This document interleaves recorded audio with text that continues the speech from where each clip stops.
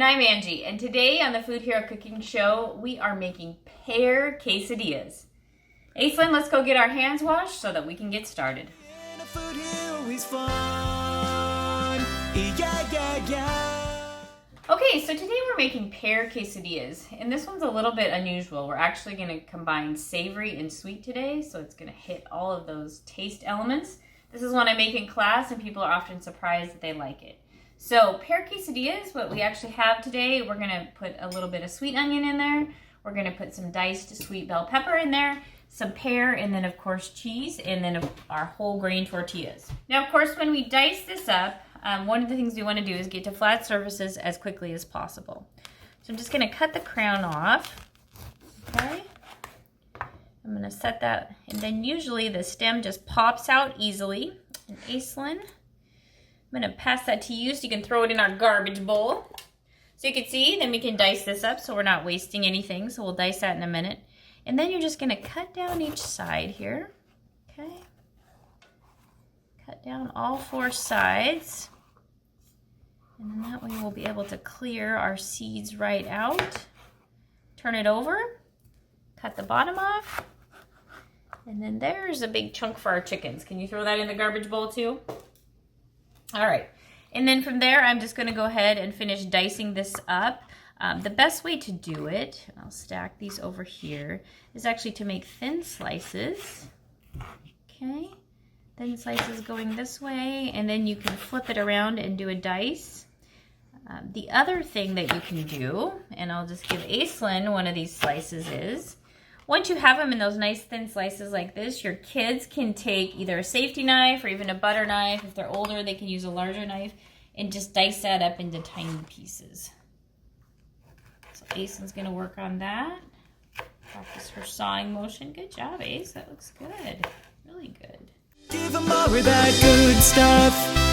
Recipes that kids. And then we've got enough pepper here. We're going to go ahead and get started because Aislinn's anxious to get started on her pear quesadillas. So what I'm going to let you do, Aislinn, is I'm going to let you go ahead and grab a whole wheat tortilla, and you can start building it. So the way you're going to want to build it, because we're going to fold it over. So we're going to put all of your toppings on one side so that we can fold it over. Okay? Now today you can use fresh pears or you can use canned pears. Today we just use canned pears. They're nice and soft. We dice them up.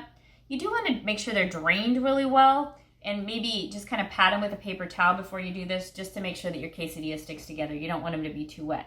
So she's going to put all the ingredients on there and build hers. Now today, we're going to make this on a griddle, but I do want to point out you can actually make it in a pan on your stove. And while we're talking about pans on the stove, hang on, Aislinn, if you want. A lot of times what I do too with this recipe is I'll take and I'll saute the peppers and the onions in just a little bit of oil, and that really softens and sweetens them up. And so sometimes kids might like it that way a little bit better. I actually like it that way because when you're adding heat to onions and peppers, you know, you're caramelizing them and making them even sweeter than they are. So I really enjoy that flavor. So that's something you can do here. But you can also make your quesadilla in a pan like this. And there's one more way you can make a quesadilla. And this is typically what I do if I have a large group and I even have a larger sheet pan. You can put parchment paper down or not. And I'll make several at once. 400 degrees in your oven for about 10 to 12 minutes. And that'll get them nice and crispy, and then you can make several at one time. So this recipe has lots of options for how you want to prepare it.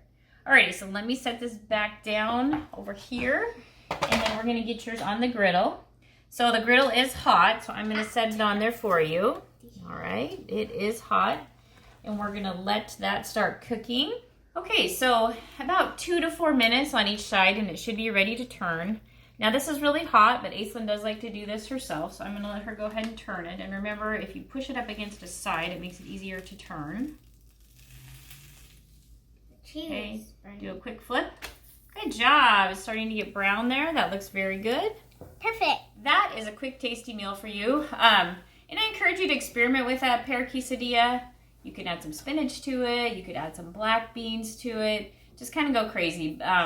The other substitution you can make if you don't have pears, another thing that's really nice in there is apples as well. So Don't be afraid to mix up different combinations. I know we actually like to eat this with some guacamole.